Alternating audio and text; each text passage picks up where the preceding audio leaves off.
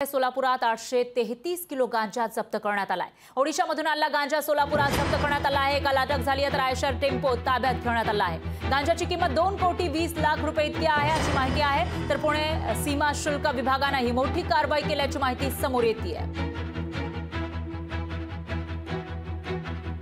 पुण्यात कन्झम्पशन आहे गांजाचं आणि पुण्यात आमच्या केसेस होत असतात।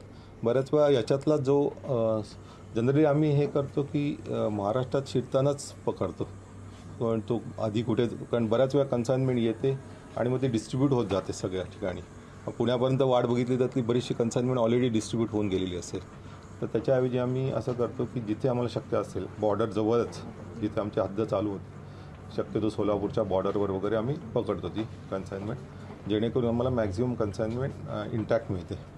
त्यातली काही कन्साइनमेंट सोलापूरहून पुण्याला येऊ शकते, नाही म्हणता येत नाही, पण आत्तापर्यंतचा असा अनुभव आहे की सोलापूर आणि मराठवाड्याच्या आजूबाजूच्या जिल्ह्यात धाराशिव वगैरे त्या भागात डिस्ट्रीब्यूट होते।